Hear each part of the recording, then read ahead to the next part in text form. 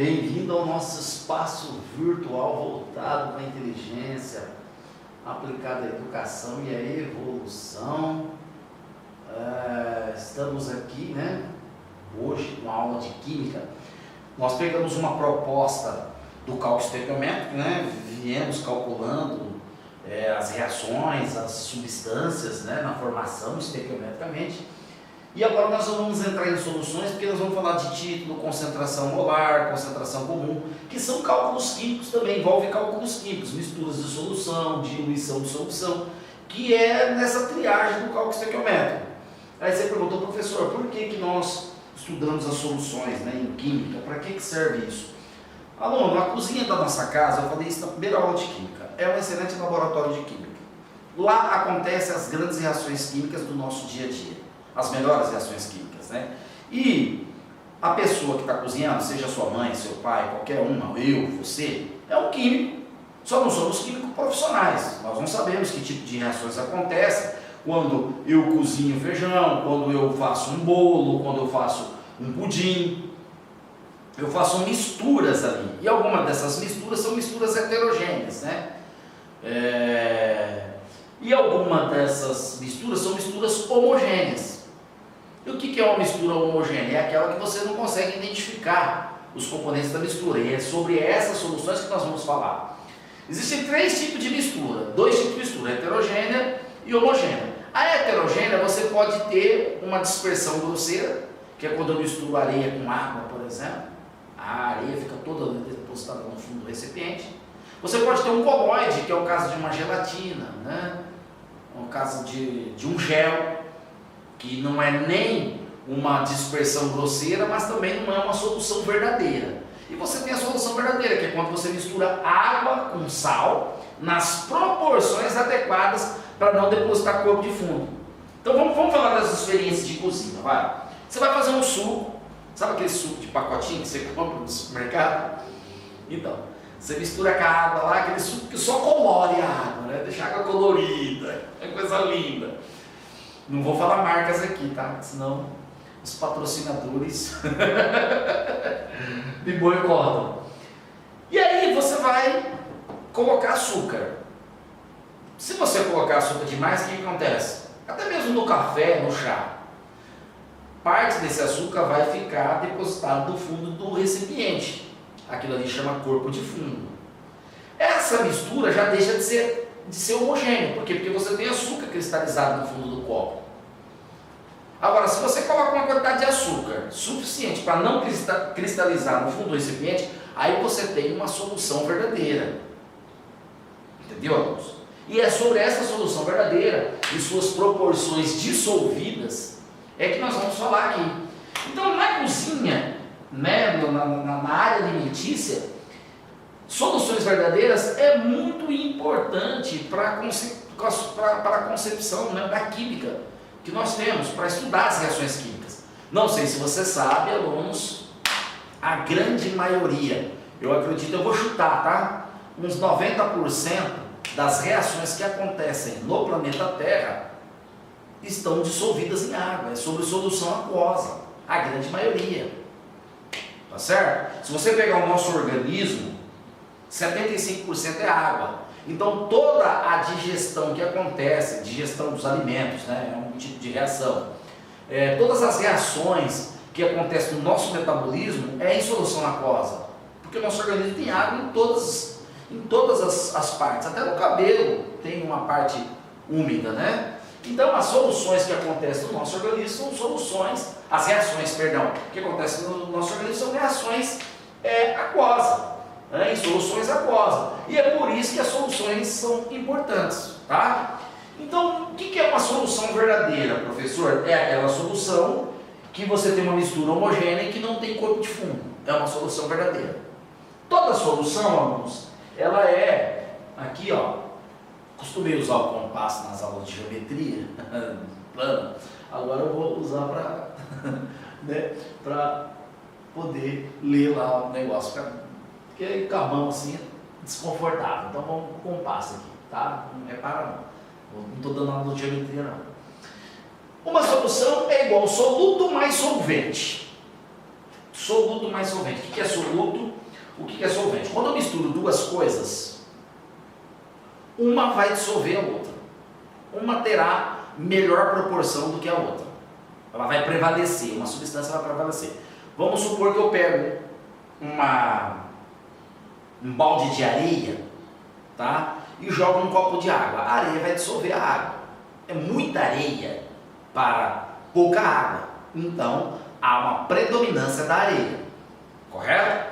Maravilha. Então, a água é o soluto, porque ela é dissolvida. A areia é o solvente. Se eu fizer o contrário, por exemplo, jogar dentro de um balde de água um copo de areia, como a areia não é dissolvida pela água, nós não vamos poder usar esse exemplo. Vamos usar um exemplo do açúcar, por exemplo. Eu tenho um balde de água e jogo uma quantidade de açúcar, um copo de açúcar. O açúcar será o soluto, no caso, e a água será o solvente, exatamente porque ela tem a predominância, ela vai dissolver o açúcar. Ô professor, seguinte, então quer dizer que todas as vezes que eu misturar água com açúcar, água com sal, vamos tirar areia, que é um exemplo de dispersão grosseira, usei o exemplo errado, mas vamos pegar sal e açúcar, que são componentes dissolvidos, né, que pode ser dissolvido pela água. Toda vez que eu misturar água com açúcar, a água será o solvente e o açúcar ou o sal será o soluto? Será? Será que isso vai acontecer? Bom, a água na química é considerada um solvente universal, tá? Ela é considerada um solvente universal, absoluto, tá certo? Nosso planeta aí, se não fosse a água, nós não teríamos vida. Então é só olhar os mares, oceanos, rios aí, é sinal que nós temos que ter água mesmo para viver. Bom, vamos pensar da seguinte forma: eu tenho um tambor de água, tá? E jogo um copo de sal dentro desse tambor de água. Quem vai dissolver quem? Com certeza o sal vai desaparecer dentro do tambor de água, vai? Um tambor de 100 litros de água, eu jogo um copo de sal. O copo vai ter o que? Umas 150 gramas de sal. O sal vai se espalhar por toda a água e vai desaparecer. Por quê? Porque ele será dissolvido. Nesse caso, a água é o solvente, o sal é o soluto. Ah, legal, professor. Legal, bacana. Então, isso sempre acontece dessa forma? Não. Vamos mudar? Vamos mudar a ordem das coisas. Agora eu vou pegar um tambor de sal e vou jogar um copo de água dentro do tambor de sal. O que vai acontecer? A água vai desaparecer, ela vai se dispersar, né, no tambor de sal. Então o sal vai funcionar como solvente, a água será o soluto. Ah, então fechou, professor. Fechou. Por quê? Porque o solvente é sempre aquele que está em maior quantidade. E o soluto é sempre aquele que está em menor quantidade. Negativo, meu chapa. Nós vamos estudar soluções aqui que nós vamos ver 300 gramas de um sal dissolvidos em 100 gramas de H2O. Ô louco, professor, que sal que é esse? Ó, por exemplo, o nitrato de potássio, a uma temperatura de 80 graus, ele dissolve 300 gramas, aproximadamente em 100 gramas de água. Se eu não me engano, tá? O nitrato de potássio. Aqui, ó, eu tenho maior quantidade de sal dissolvido numa menor quantidade de água. Isso é possível, professor? Com certeza. Com certeza. E o sal, e ele vai ser soluto. Ele vai ser dissolvido e a água será o solvente. E agora, hein, professor? Só colocou uma dúvida na minha cabeça. Quem que é soluto, quem que é solvente, professor? Não é pela quantidade, eu achei que a quantidade era relevante.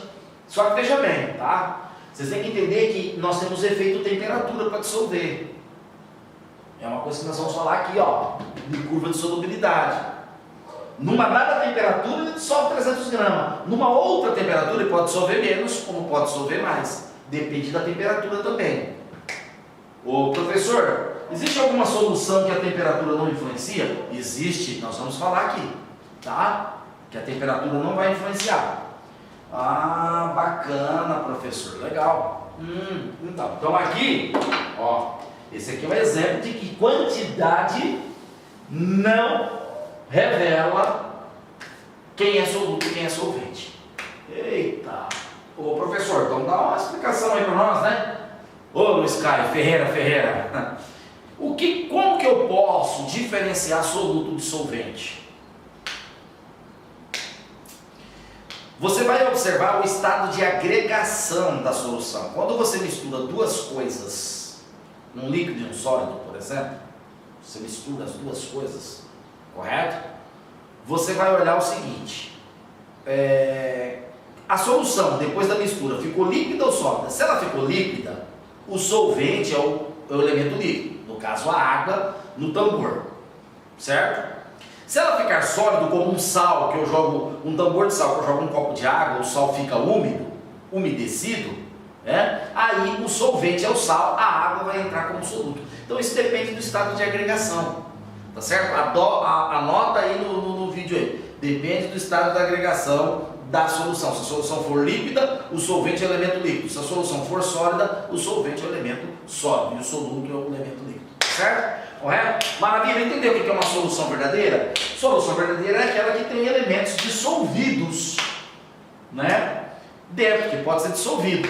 Ô professor, e se eu jogar muito açúcar ali dentro da minha jarra de suco? Alunos, ó, veja bem, as nossas aulas a gente não precisa ficar definindo, escrevendo. É no bate-papo, é eu fazer você imaginar a situação, é que faz você aprender. Quando você pensa sobre algo, certo? Você cria sinapses relacionado ao assunto. Então fica muito mais fácil para você aprender. Se tem alguma coisa que você precisa anotar sobre aquilo que eu falei, volta o vídeo várias vezes e anota. Então vamos lá. Ô professor, então vamos pegar a minha jarra de suco lá, certo? Eu jogo uma quantidade de açúcar, dissolveu tudo, maravilha, ali eu tenho uma solução verdadeira, Mas se eu jogar bastante açúcar, o açúcar começa a cristalizar no fundo do recipiente. Eu ainda tenho uma solução? Você tem uma solução, tá? Mas essa solução, ela não será uma solução verdadeira, ela será uma solução com corpo de fundo. Eu não tinha parado para pensar nisso, solução com corpo de fundo. Por que solução com corpo de fundo? Então, quando eu misturo água com areia, professor, a água com areia também é uma solução com corpo de fundo. Negativo. A água com areia é uma dispersão grosseira, uma mistura heterogênea. Sabe por quê? Porque a areia é insolúvel em água. A água não dissolve nada da areia. Você entendeu? Agora, nós temos uma determinada fração desse açúcar aí que é dissolvido em água. O açúcar é solúvel em água, então a gente pode falar em solução. Só podemos falar em solução quando nós temos solubilidade, que não é o caso da areia com água. Estão entendendo? Se eu misturar areia com água, a areia é insolúvel, então não há solubilidade ali. Então eu não posso falar em solução aí. Eu não posso falar nem em uma solução verdadeira e nem em uma solução com corpo de fundo. Água e óleo, professor. Água e óleo é a mesma coisa. O óleo é insolúvel em água, lembra da primeira aula nossa de química? Se o óleo é insolúvel em água, eu não tenho uma solução, então eu não posso falar em solubilidade, eu só posso falar em solubilidade com uma substância solúvel. Água com gás, professor. O gás não é solúvel, o gás carbônico, né, que é introduzido na água, não é solúvel na água. Eu tenho água com gás ali e o gás não é solúvel. Ué, professor, mas como é que eles conseguem injetar o gás dentro da água e dentro dos refrigerantes? Eles usam um compressor, né, gasoso para poder inserir essas moléculas aí, coisas que a gente já falou em solubilidade aqui nas aulas anteriores. Eles usam compressor, temperatura, controle de pressão para poder fazer isso. Não é naturalmente, isso não acontece de forma natural. Tá certo? Então essa solubilidade do gás em água é feita à base de uso de temperatura e compressor. Tem solubilidade? Dá, mas não é um dispositivo natural. Nós estamos falando de dispositivos naturais aí de solubilidade. Água e álcool. Se eu misturar água com álcool, aí tem solubilidade, aí é solúvel. Água com gasolina é insolúvel. Então eu só posso falar em solução quando há solubilidade. Tem que ter um grau de solubilidade. Por mínimo que seja, já é solução. Aí, se eu colocar uma quantidade demais no soluto e ele começar a formar corpo de fundo, eu tenho uma solução com corpo de fundo. Simples assim. Bacana. E é por isso que você tem que, aqui está definido, toda mistura homogênea é uma solução.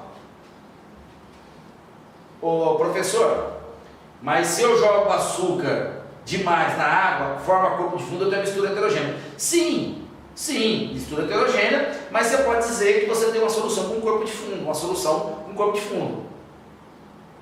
Ô professor, mistura heterogênea ou solução com corpo de fundo? Agora você vai entrar no eixo aqui, A solução, ela tem o que nós chamamos de ponto de saturação.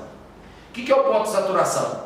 É assim, eu jogo a quantidade de sal na água, vamos pegar lá, o nitrato lá, como é que era? 300 gramas de sal em 100 gramas de H2O. Essa água, eu vou colocar como exemplo aqui, vamos colocar um exemplo aqui, exemplo, 300 gramas de sal dissolvido em 100 gramas de H2O a 80 graus Celsius de temperatura. Vamos pegar esse exemplo aqui.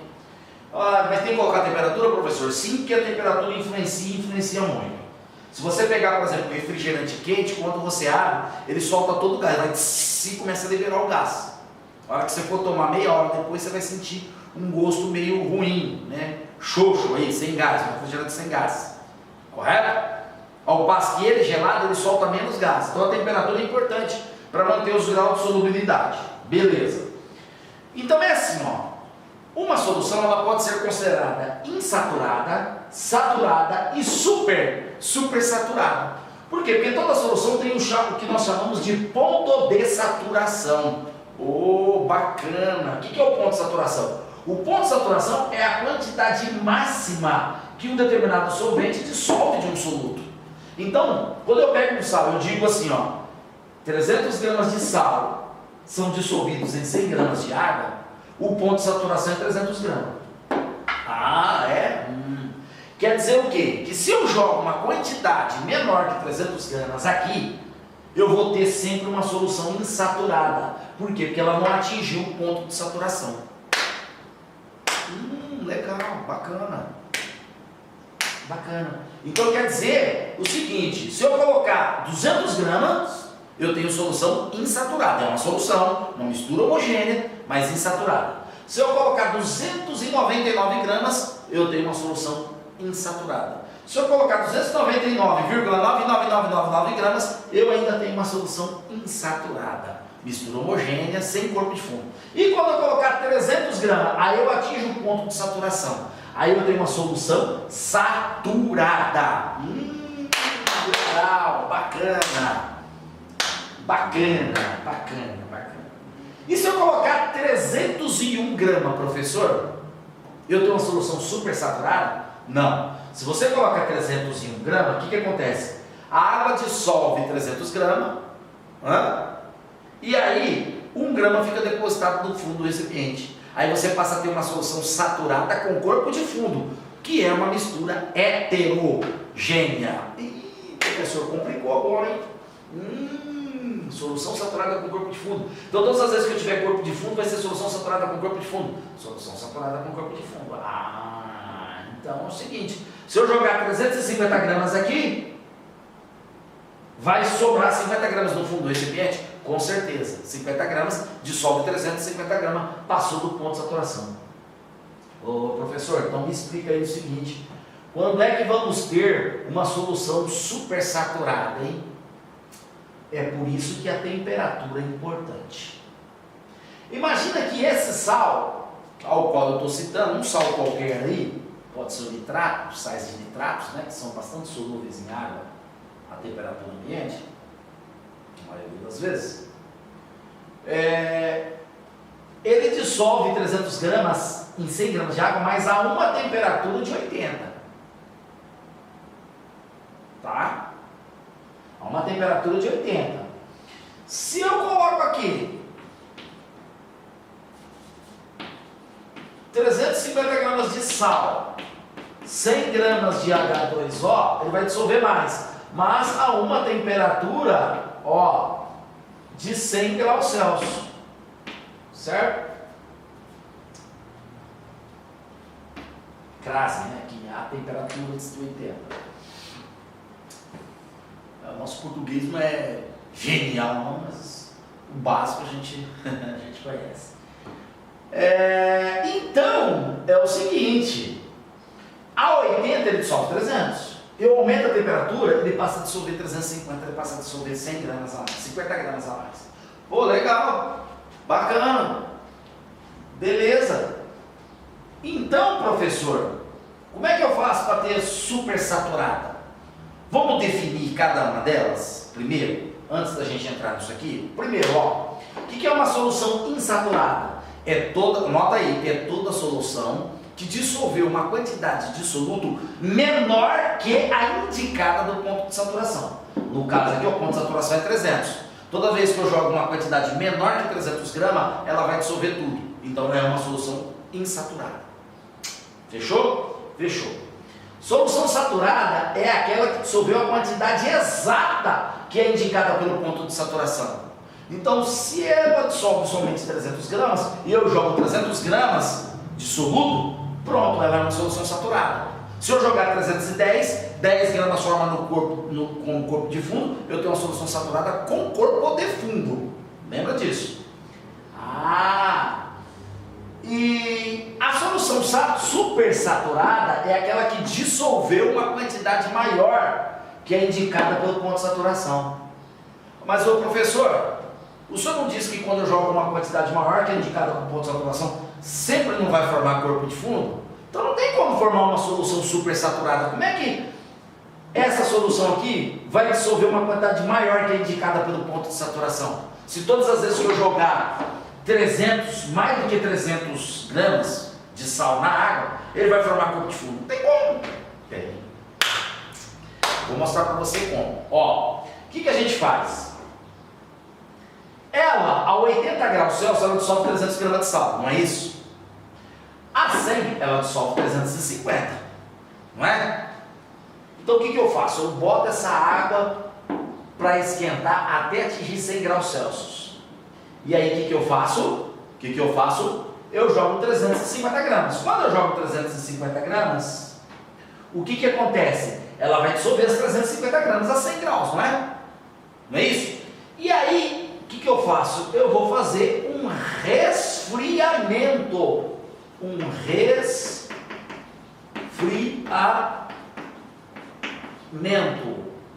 resfriamento dessa, deixa eu coloco para esfriar. Ela esfria a 80 graus Celsius, vai para 80 graus Celsius. Quanto que ela tem dissolvido? 350 graus. Certo? Em 100 gramas de água. Mas qual é a capacidade máxima dela? A 80. 300. Ela tem a quantidade de 350 a 80 graus Celsius, onde a capacidade máxima dela é de 300. Entendeu? Só que você não pode mexer, porque se você agitar a solução, ela começa a formar corpo de fundo. Você tem que deixar ela quietinha, paradinha ali. Pô, professor, legal, então é assim que se forma uma solução supersaturada? É dessa forma, é nesse formato. Caiu no Unicamp uma vez, né? Para dizer de que forma que você faria, muitos anos, uma solução supersaturada. Como você faz para produzir uma solução supersaturada? Tá aí, ó. Você aquece e faz o resfriamento. Puxa vida, hein, professor? Legal, bacana. Ô, professor, quer dizer o seguinte, que se eu tenho, ó, aqui, ó, se eu tenho aqui, ó, 200 gramas de sal que se dissolve em 100 gramas de H2O numa dada temperatura, quando eu dobro essa quantidade, sem mexer na temperatura, eu tenho que dobrar a quantidade de água também, ó. É isso. Se 200 gramas numa dada temperatura são dissolvidos em 100 gramas de água, 400 vai ser o dobro. É a regrinha de 3, é cálculos químicos. Tá certo? Isso na mesma temperatura, tá? Ó, na mesma temperatura. Tá certo? As 200 em 100, então 400 vai ser em 200. Ah, professor, mas esse sal pode ser dissolvido em 400 gramas nas mesmas 100 gramas de água? Sim, aí vai depender da temperatura. Certo? Se a temperatura influencia ou não, você poder jogar aí uma quantidade maior de soluto dentro do solvente. Legal, hein? Isso na cozinha é o que mais tem, né? A gente vai adoçar as coisas, Se você coloca uma quantidade maior de sal na comida, você salga ela, porque você fica com altas concentrações de sal e começa a formar corpo de fundo, você sente aquele gosto salgado. Você tem que colocar na medida certa, né? O tempero na medida certa. Maravilha? Entendeu a diferença entre a solução insaturada, saturada com corpo de fundo e super saturada? Alunos bons de química que só tira 10 em química confunde isso. Solução insaturada é aquela solução em que dissolveu uma quantidade menor de soluto que é indicada pelo ponto de saturação. Solução saturada é aquela que dissolveu uma quantidade de soluto igual à indicada pelo ponto de saturação. E supersaturada é aquela que dissolveu uma quantidade maior que a indicada pelo ponto de saturação. E solução saturada com corpo de fundo é aquela que você jogou uma quantidade do ponto maior que a do ponto de saturação, ela dissolve a quantidade exata e derrama o resto do corpo de fundo. Você passa a ter uma mistura heterogênea. Pô, bacana, legal, bacana. Curva de solubilidade. A curva de solubilidade, alunos, ela é um gráfico que os alunos confundem também. Tem caído nos vestibulares, aí os alunos têm confundido, os alunos têm dificuldade para ler gráfico, é uma dificuldade lá da matemática. Se você tem dificuldade para ler gráficos, assista as nossas aulas de funções, né? Dê like nos nossos vídeos, comente com os colegas, compartilhe e estuda nossas aulas de funções, construções de gráficos, que lá tá bem explicadinho lá como é que funciona gráficos, para você fazer uma leitura legal. Mas aqui, olha só, nós temos aí 4 soluções, A, B, C e D. Para ser chamado de curva de solubilidade, o que é uma curva de solubilidade? É aquela que mede a quantidade de soluto por uma quantidade de solvente. Aqui no caso aqui eu coloquei 100 gramas de água a uma dada temperatura. Ô professor, por que tem que ter o efeito temperatura, hein? Porque a temperatura influencia. Entendeu? Quando eu falo de ponto de saturação, eu não estou olhando especificamente para a temperatura. Eu estou dizendo quanto dissolveu ali. Mas a temperatura é importante. Porque dependendo da temperatura você dissolve mais ou dissolve menos, certo? Então vamos pegar um exemplo.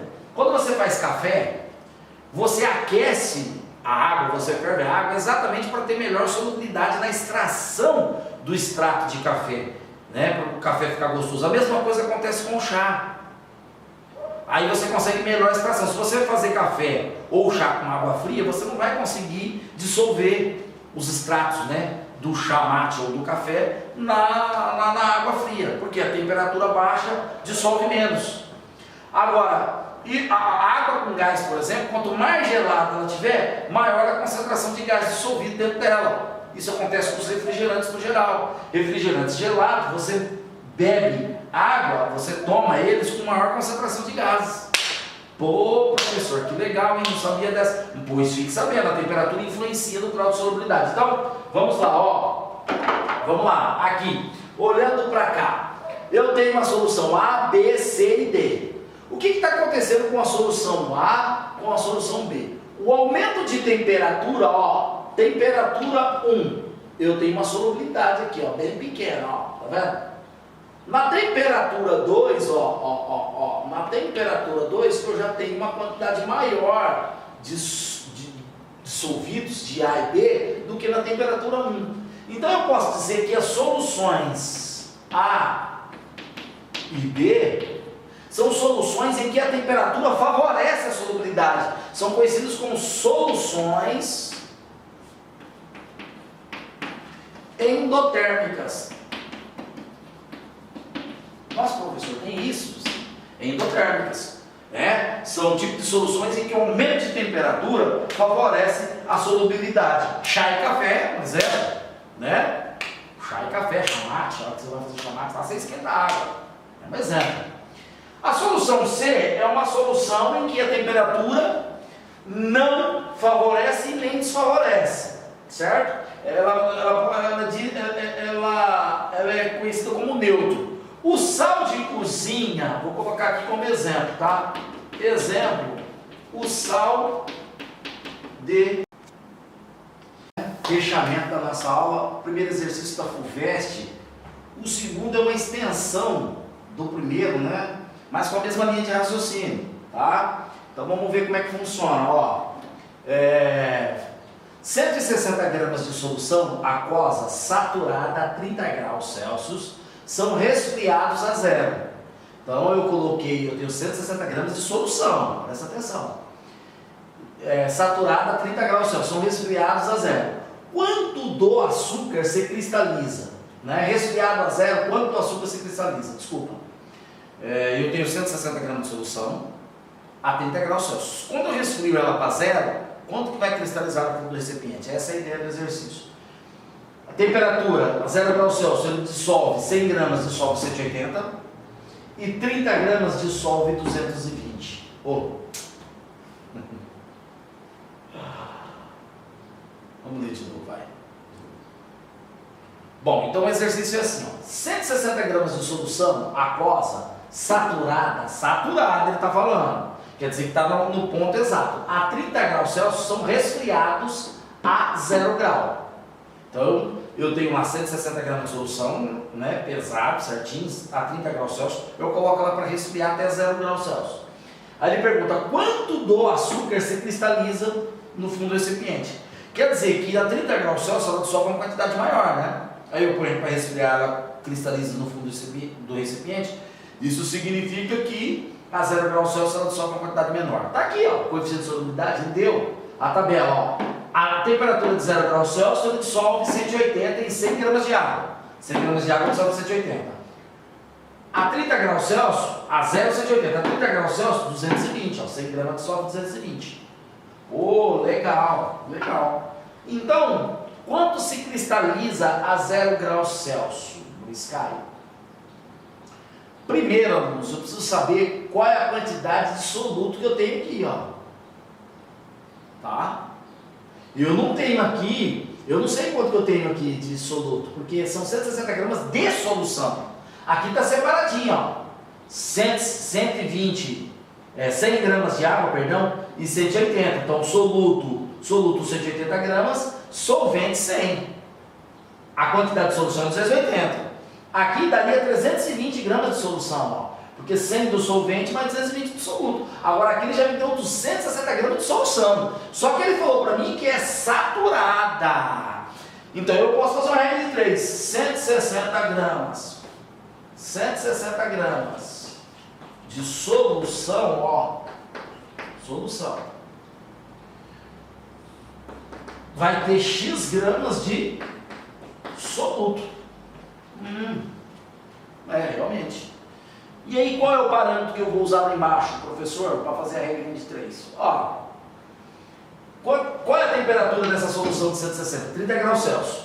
Se fosse a mesma solução a 30 graus Celsius aqui, ó, nessas condições do coeficiente de solubilidade, eu teria quanto? Soluto mais solvente, soluto mais solvente, soluto 220 mais solvente 100, eu teria 320 gramas de solução para produzir quantos de soluto? 220 gramas de soluto. Professor. Então eu somo os dois aqui, eu tenho solução, 220 gramas de soluto. 160 vai estar para X, com certeza. Você vê como é que é? Fácil. Regrinha de 3, os números são múltiplos, né? São números simpáticos aqui, ó. O 160 eu corto com 320, aqui é o dobro, então aqui vai dar 2. E aqui está 1, né? Na proporção. Passa dividindo, então a quantidade de soluto aqui, ó, vai ser 110 gramas de soluto. Opa, legal! 110 gramas de soluto, né? Vamos colocar aqui para a gente ver melhor. 110 gramas de soluto na solução. Então quer dizer que essa solução de 160 gramas tem 110 gramas de soluto e apenas 50 gramas de solvente. Isso. Então se eu colocar ela para resfriar, veja bem, ó. Se eu colocar ela para resfriar num local onde a solução dissolve apenas 180, ela vai formar corpo de fundo. Sim. Agora quanto que vai formar corpo de fundo? Vamos lá? Ó. 100 gramas de água dissolve quanto a 0 graus? 180. Eu estou falando de 50 gramas, ó. Aqui na nossa solução aqui, ó, nessa solução de 160, deixa eu pegar um giz aqui de uma cor diferente. Nessa solução aqui de 160, nessa que nós calculamos aqui, nós temos 50 gramas de água, ó.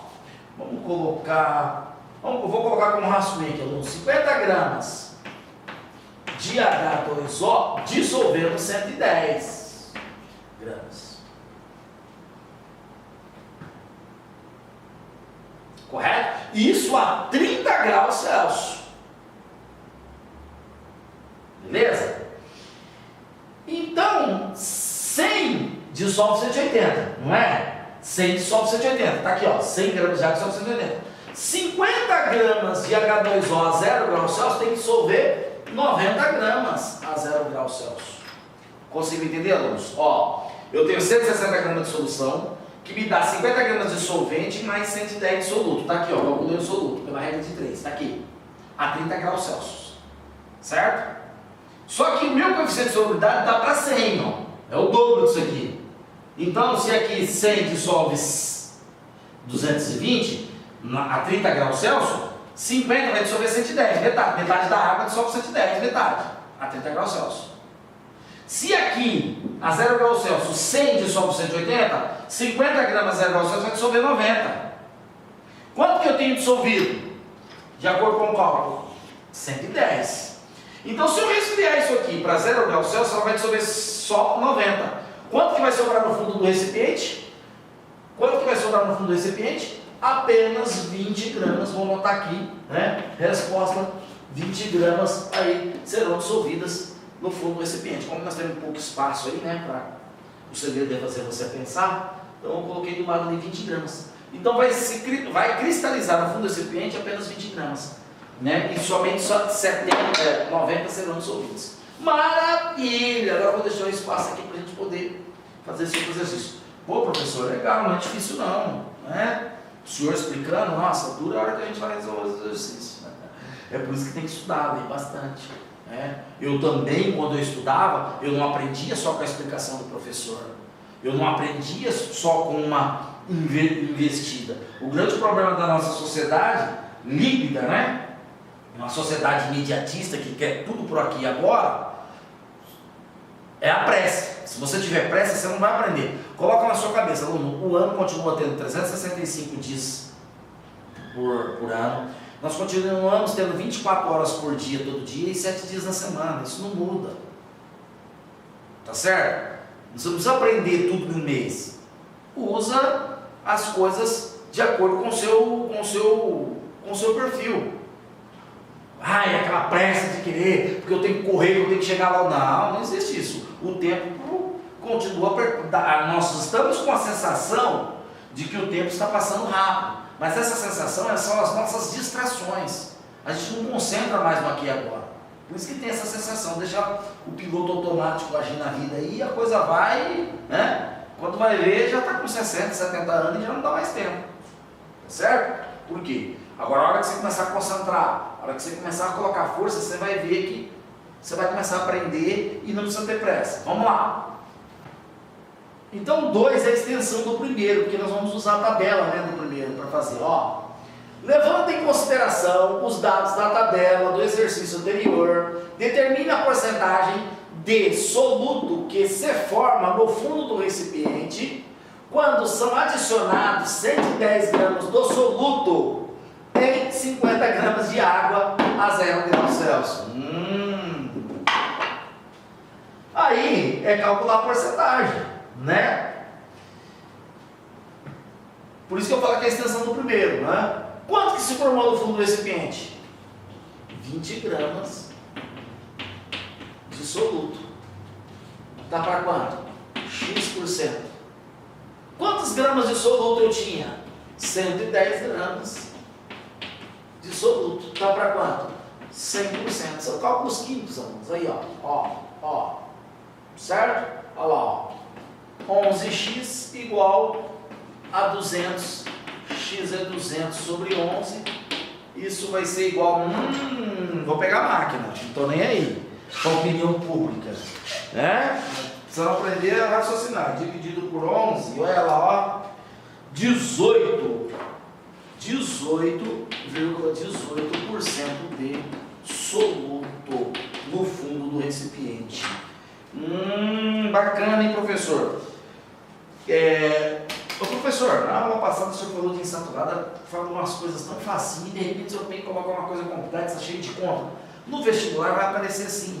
É por isso que é importante essa resolução de 2, 3 exercícios pós-aula, depois os exercícios de revisão, para você ver como que os vestibulares, como que as avaliações escolares, como que os desafios que inserem na disciplina vão exigir de você, né? Como que eles vão se apresentar para você, correto? Então, eu expliquei para você que era insaturada, supersaturada. Você não vai ver no vestibular da FUVEST perguntando para você o que é uma solução insaturada, para você definir coisas. Por quê? Porque ele quer que você pense, ele quer que você raciocina sobre a questão, né? Tá certo? Maravilha? Beleza?